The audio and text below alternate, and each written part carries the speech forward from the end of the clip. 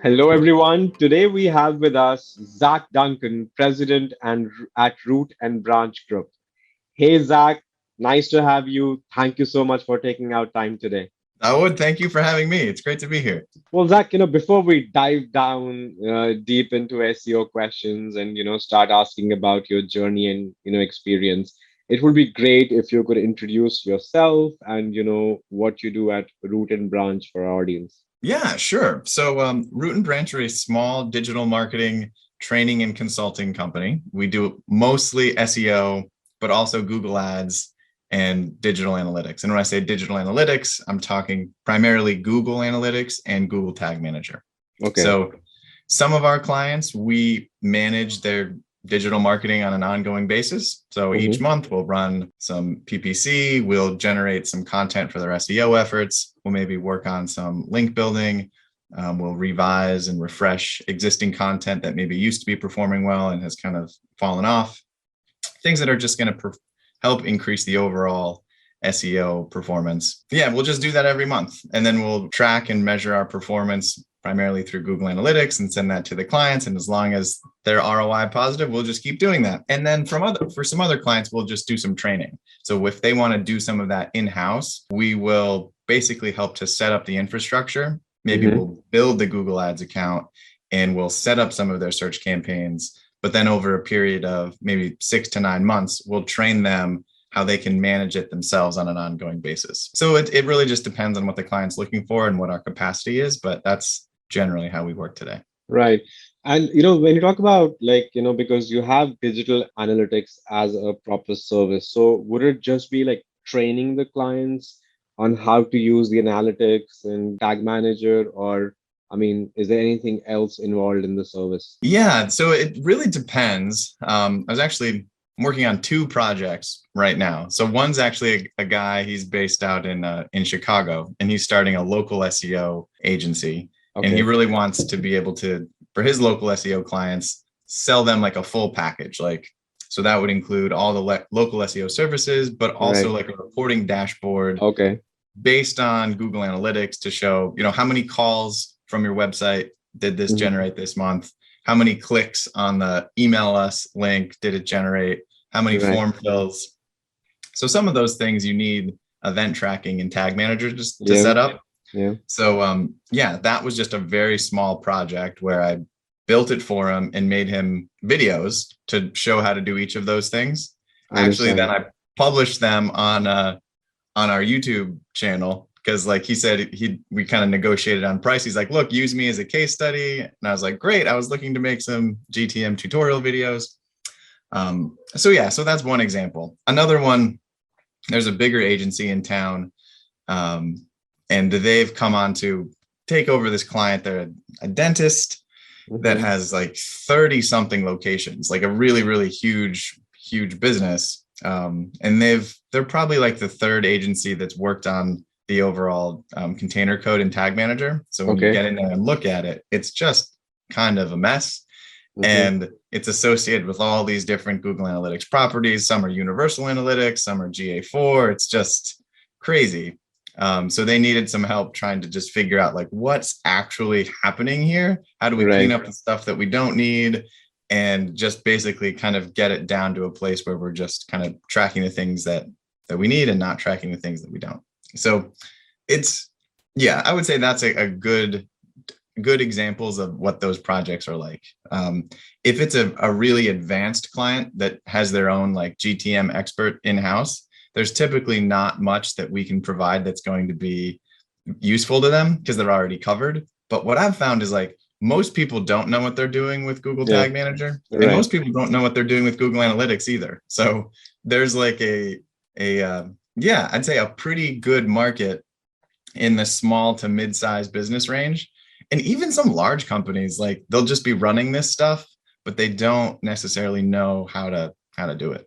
No, absolutely. And there is so much value in these tools if used properly, right? Sometimes you can actually find your low-hanging fruits, like small things which you can find looking at analytics properly, which a lot of people don't use. So absolutely, you're right. Have you ever used Optimize, Google Optimize? Because that's Yeah. another one. Yeah, yeah, we have. In fact, so like talking about local businesses. So we again like so we work with an agency where the entire business is just like local Google Maps, like ranking on Google Maps. So again, we have not published it on RankWatch, but for that agency, because at the end of the day, we realized like, fine, reporting is going to be the biggest component in the Hmm. service. And if they like kind of onboard a lot of clients, then how do we manage it? So we kind of developed a system within RankWatch where, again, it's not published. We're just using it internally to generate these reports. But what we have basically done is we have combined Google Analytics, used the rank tracking of RankWatch. And again, we have not done a grid tracking, but like for that particular GMB location, latitude, longitude, like within 5 mile radius, we have kind of, combined analytics, rank watch, rank tracking, and, try to create some reports. That's cool. That's really cool. Right. The like I think they call it the insights reporting in the back end of GMB. Like that's great too. That a lot of people aren't taking advantage of. Like every month you can see how many phone calls did we Yes. drive, how many direction requests, how Yes. many website visits, and then if you have UTM parameters in your website link, you can follow that all through to analytics and Search Console. And yeah, like some things that aren't they don't take a ton of time to do, but if you don't know what you're doing, like it can be pretty overwhelming for a client. I'm sure you found that with your clients. They're just like, look, you guys do it. Yeah, We you're don't know doing how a to lot do of work. that. I mean, Yeah. if you show the clients that, okay, fine, so many people requested directions, you got so many calls, so many Yeah. visits, they're like, oh man, you're doing a lot of work. No, we are not. We're just doing some citations. Right.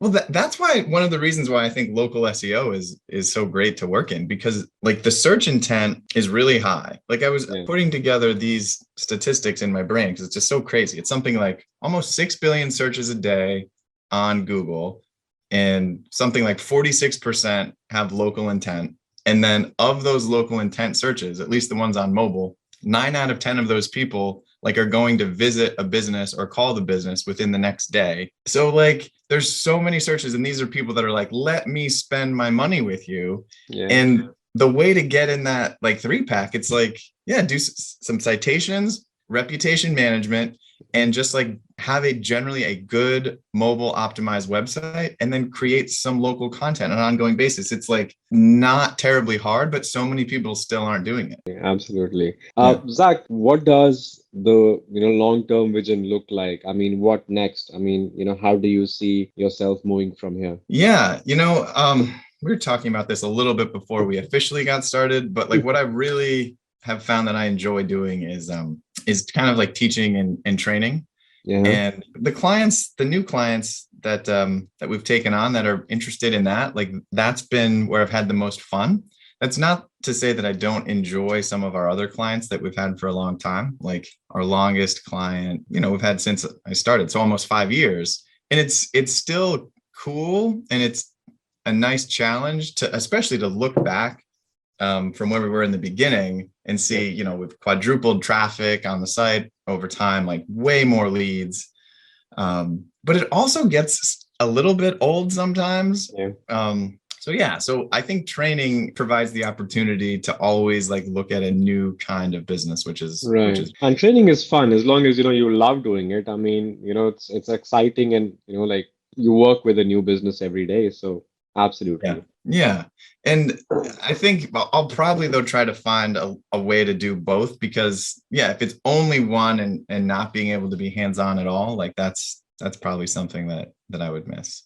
But Right. yeah. Also, Zach, in training, I mean, like, do you have like a particular target audience in mind, like only like these type of businesses, small businesses, or only agencies? Or, I mean, how are you looking at the training side of the, business? Yeah, there's two audiences. One is actual traditional agencies. So they don't do digital, but they want to. Okay. So there was an agency, I think maybe about 15 to 20 people that I had been working with over a period of time. And after that process, they were able to sell some basic digital services. So like local SEO, we got them set up with sign up. I use Yext personally, but yeah, they use sign up. They can sell local SEO. They can sell some basic like digital analytics setup, so they can work with some clients, and they work with some pretty big clients too, to just like help them get their Google Analytics infrastructure set up so it's recording data properly and some basic conversion tracking, and then some paid search as well through the Google Ads platform. So yeah, that's one type of client.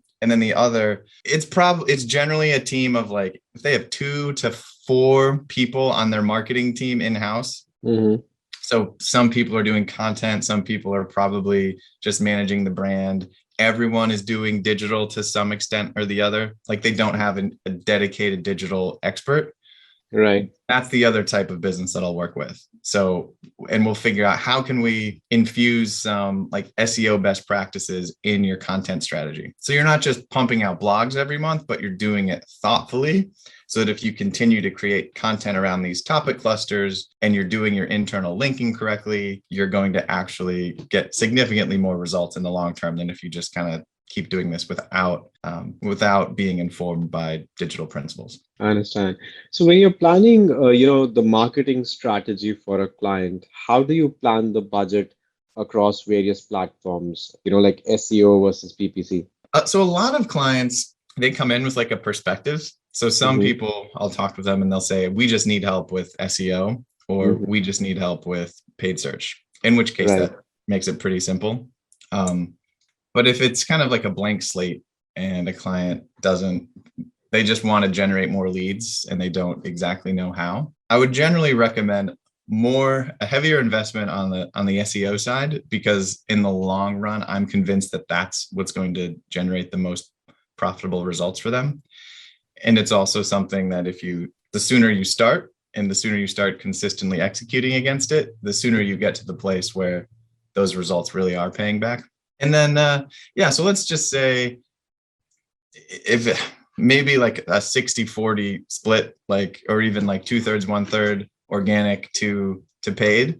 But then like once the paid campaign launches, as long as there's good conversion tracking in place and a client knows, hey, a lead to me is worth like $50, or a lead to me is worth, let's say it's worth $50. If we can generate leads at $50 or less, then it's a pretty easy conversation with the client to say, look, like, do you want to continue spending until we hit that ceiling and maybe leads become no longer profitable? And a lot of clients will say, yeah, like just let's spend until we hit that ceiling, in which case, like, it's less about managing to a specific budget. It's more about how many leads can their business handle, because they already know what they can profitably pay for one of those leads. And that leads to like, do many clients have conversion tracking set up properly in Google Ads? Are they using like a bidding strategy like target cost per acquisition? Most of them aren't. So yeah, that's another place where this kind of stuff can be, really, really fun and really helpful. It kind of feels like, you're really helping people. Right. Yeah. So what does your SEO process look like? Talking on-page SEO or local or both? Like for small businesses, like local businesses, like the overall SEO strategy, not just the Google Maps, the overall site on page as well. Yeah. So if it's a local business, there's going to be 2 things we do first. So one is going to be what you just said, Google Maps. And if they need a lot of help, like if they have, let's say, a number of reviews, but their overall rating is like below a 4, sometimes we'll recommend a review generation platform. So I've used one that I think is pretty good called Bird Eye. I don't know if you've heard of those guys, but like it's pretty good. It allows you to upload like customer records, and then you can send texts and emails to try to generate reviews. It's not inexpensive, but like the results are often like pretty worthwhile, just because Google My Business is so important, as you know. So half would be like just getting Google My Business in a good place. And the other half would be something like for citations like Yext or sign up. so that that nice name, address, and phone number is consistent everywhere. And for some clients, honestly, that's all we do for local SEO. Like content creation, like really good targeted blogging Mm-hmm. can be really time consuming to do well. Because if we do that, we're trying to figure out can we create the best content about this topic, not Right. just like in this market, but like overall. And Right. that can take a lot of time to do. So the clients where we do that, they tend to have higher value customers. So like some healthcare clients that do like pretty expensive elective procedures, that kind of stuff seems to make sense. But if it was like a restaurant, like a pizza place or a coffee shop, like we Mm-hmm. wouldn't be doing anything other than GMB and Yext for their SEO. Right. I mean, reviews are very important, I mean, like, if you have like two listings, even if like one is ranking above the other, but if the second listing has more reviews, obviously, you like, you will not get conversions as compared to the other one. Uh, Yeah. so yeah, I mean, we have used Reposo. I don't remember the name, Hmm. to help clients generate reviews. But yeah, I mean, again, reviews is a tricky part because you can't control it as long as, the only thing you can do is you can try sending a request or a tool to the clients, to kind of get reviews, but still, you can't have complete control. Right. Right. Yeah. I always try to tell clients like, well, two things. One, the single biggest thing you can do, I think, with Google My Business is just to care. Like if you care what your customers think about you, the rest of it kind of just happens naturally. Because if you get a good review, it's going to make you feel good and you're going to thank that person and say, hey, we hope to see you again. And that's going to make that person happy. And it's also going to make the next person who's looking at your reviews feel like they're going to be more likely to choose your business because they can kind of see your personality of the business. And if you get a bad review, you're going to care and you're going to say like, oh my goodness, like, I'm so sorry you had that experience. If there's anything we can do to make it right, like get in touch with us over here at this email, right? Like get them off of the platform so they don't say anything else. And just like, sometimes that works. But even Yeah. for the people that like aren't moved by that, the other people who will be your future customers will see that and they're going to be more likely to like you. So yeah, like I feel like for businesses that care, it's not very hard. But sometimes you've probably talked with these businesses that don't really care, but they're thinking about like, how can we make the Google algorithm think that we care? But like, if someone's really upset with their experience, like, honestly, we're not going to talk to them.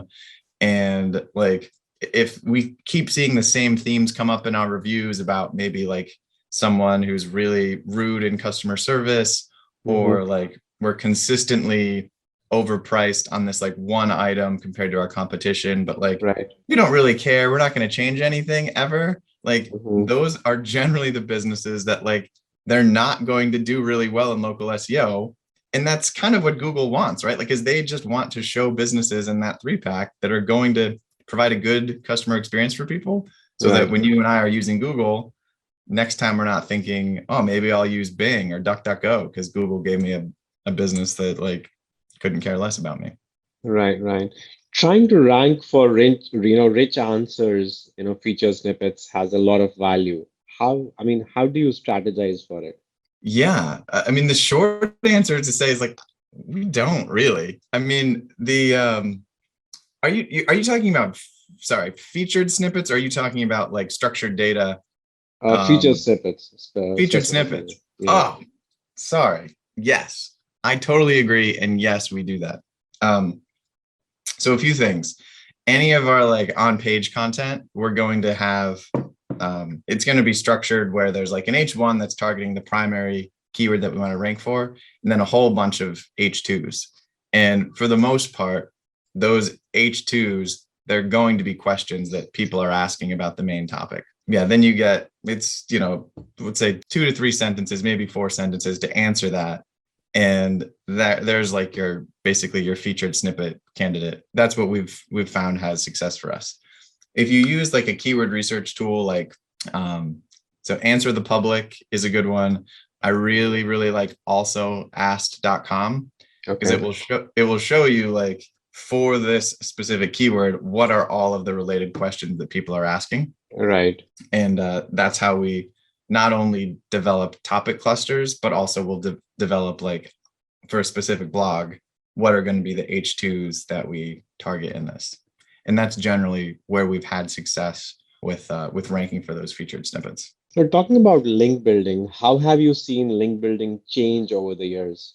This is another one that I don't do, honestly, a ton with. The only kind of link building that we do is we use Haro, that help a reporter out, where you can, and we've had some success. Like it can be frustrating because you can submit a number of different candidates and like you won't get anything. But when you will get one, it might be a domain authority of 70 or 80, something that's really going to be meaningful.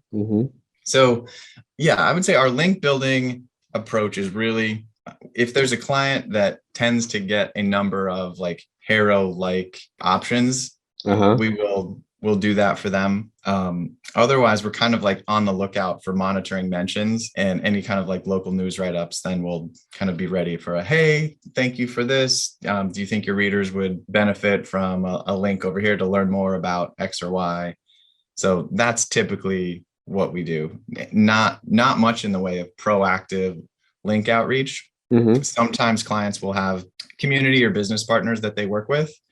And in those cases, we'll kind of coach them on like, hey, this is great that you're sponsoring this run or this other event in the community. Can you ask for a followed link? Like most people would be very willing to do it, but they're probably not even thinking about it. So that would be the other piece of that, just kind of giving them some of those basic tools. I understand. Working with local businesses normally do not spend much on a website. I mean, by spending, I mean, they would, like a lot of them don't normally go for a custom website. They would normally use a builder, and, sometimes some builders are like very bad for SEO, or, a lot of them have speed issues, which kind of, are very difficult to work with. I mean, how has your experience been with local businesses as far as this particular issue is concerned? As far as their website goes? Yeah, most of the businesses that we work with do have WordPress sites. So they're in pretty good shape there. Yeah, the clients where we've had the most success, they typically do have like higher customer values. So they're willing to spend, a couple $1,000s a month sometimes just for their ongoing digital marketing, sometimes more. And they're willing to spend a few $1,000s or more for their website. The clients that aren't willing to do that, they typically are the clients where we find like we're not going to be the right fit, because it's not going to be profitable for them. Like if they have let's say it's a coffee shop, right? Unless it's a really high volume coffee shop or they're selling some really, really high margin coffee, it's probably not worth it to them to get like a beautiful, super sleek WordPress site that they're going to spend $8,000 on. Like it's just not going to pay off. But if it's a dermatologist, right, then it probably would. But yeah, there's one business we had worked with, and they had just like a very old custom site, but not custom in like a nice, fast way, custom in like an old, bad way. And it hurts everything. I mean, we were running some search marketing ads, and it hurt conversion rate there because Google just basically gave all of the ads like low quality scores. It's like your landing page experience is so bad. If you want to pay for this click on, X service near me, you're going to need to pay 30% more than the competition just to get in the consideration.